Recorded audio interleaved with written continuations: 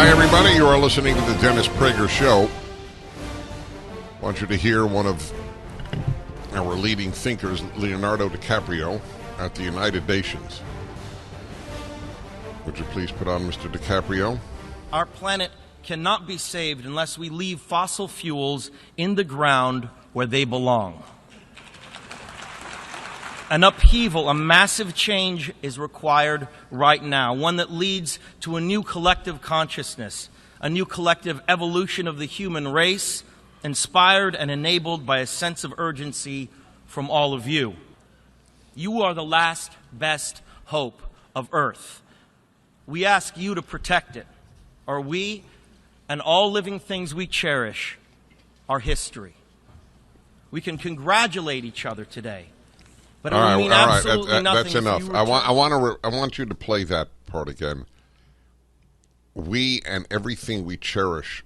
Would you get that line? That's really hysteria. I document in my book, ironically called "Still the Best Hope," because it's based on Lincoln's claim that America is the last best hope for mankind, and he used that phrase that you, the United Nations, get that? You, the UN delegates, are the last best hope for Earth. We and all living things we cherish are history. Wow. It's really come to that now, the hysteria. The extinction of living beings is now threatened by global warming. There's a story out by the BBC, which, of course, is on the left. So it gives even more credibility to it. This came out yesterday. BBC News, April 25th, 2016. Rise in CO2 has greened planet Earth. Carbon dioxide emissions from industrial society have driven a huge growth in trees and other plants. A new study says that if the extra green leaves prompted by rising carbon dioxide levels were laid in a carpet, it would cover twice the continental USA. Climate skeptics argue the findings show that the extra CO2 is actually benefiting the planet. The new study is published in the journal Nature Climate Change. Did you get that issue? Just reading it now? Oh, that's true. By a team of 32 authors from 24 institutions in 8 countries. What do you think of that, folks?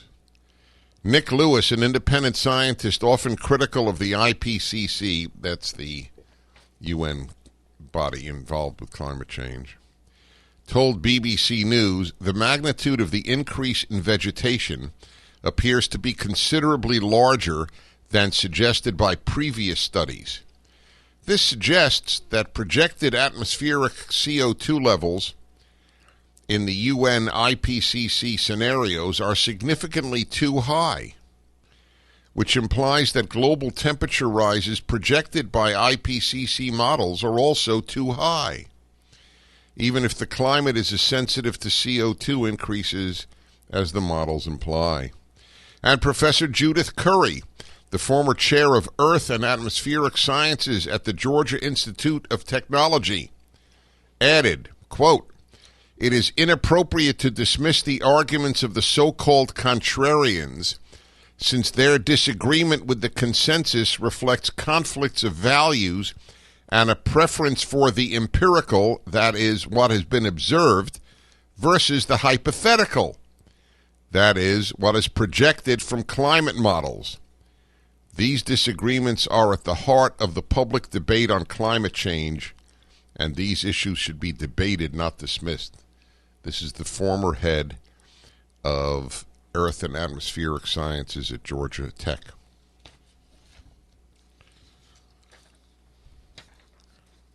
The science is closed.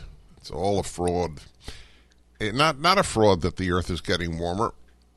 It's not a fraud that there may be an impact of CO2 on climate. It's a fraud that the science is closed. It's a fraud that everybody who disagrees is funded by big oil.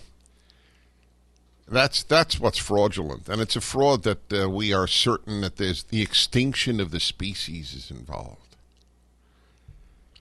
God, what people on the left believe. Holy crow. Whew. They're not even embarrassed. They actually believe that. In the age of Islamic terror, they're telling us that the biggest threat is climate change. Global warming, as it was once called. Why did they change it to that? Doesn't that raise intellectual questions in your mind?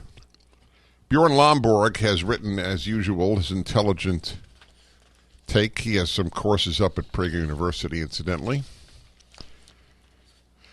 This is in USA Today. Climate change is real, but Paris Treaty won't fix it. My own research and the only peer-reviewed published assessment of the Paris Agreement used the UN's favorite climate model to measure the impact of every nation fulfilling every major carbon-cutting promise in the treaty between now and 2030. Now, ladies and gentlemen, are you ready? We will need either a tick-tock or a drum roll in a moment. So now listen to this. He did a study, and it's been peer-reviewed and published, of the Paris Agreement. You must listen carefully. This is huge. Use the United Nations climate model to measure the impact of every nation fulfilling every major carbon-cutting promise in the treaty between now and 2030. Okay? So everything that the Paris Treaty has called for has been achieved by 2030. How much temperature how much will the temperature go down? In other words, how much decrease?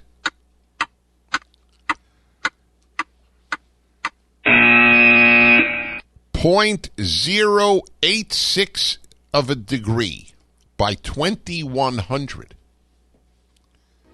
Shall we just have a cigarette on it? Yes, indeed. But the cigarette may contribute to global warming. I hear that even, and I just think, what a different time. Wow. All right. Don't let me get carried away. I have to do a radio show. Even if these promises were extended for 70 more years, at 2030 to 2100, then all the promises would reduce temperatures by 1/3 of a degree.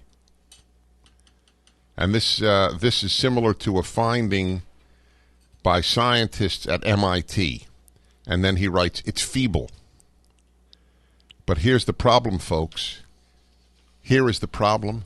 If we do everything the Paris Treaty says, everything, this will be, as he writes, the most expensive treaty ever signed in human history. This is likely to be among the most expensive treaties in the history of the world. U.S. promises alone to cut greenhouse gas emissions 26 to 28% below 2005 levels by 2025 would reduce the gross domestic product by more than $150 billion annually. Do you understand that? Do you understand that we will be in a permanent recession if we live by the Paris protocols, which will achieve nothing, 1/3 of a degree reduction by the year 2100? Do you understand? Leonardo DiCaprio is making the world worse. Do you understand? These people, these are fanatics. We have no religious equivalent in America. There are religious equivalents abroad. We have no religious equivalent in any numbers to the fanaticism of the secular left. There is none. They are crazed. Leonardo DiCaprio is a nut in this matter. The environmentalists are crazed fanatics. You must understand that. They are going to bankrupt the Western world. They don't even give a damn about it. But Leonardo DiCaprio is so rich, he will survive that. The people who pay for the rich leftists who run environmentalist groups, and that's what it is. It's rich white leftists, okay? They use their language. How do I think what? How did he get to Paris? Yeah, on his own plane. Emitting more carbon dioxide than you do in 10 years. You pauper. It's vile. It's a vile movement. 1-8-PRAGER-776. This is the Dennis Prager Show.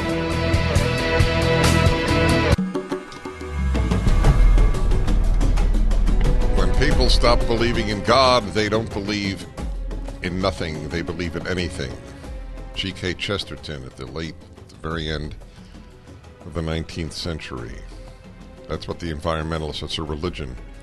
False God. Earth is their God. And it's a false religion which is leading us into a very bad place.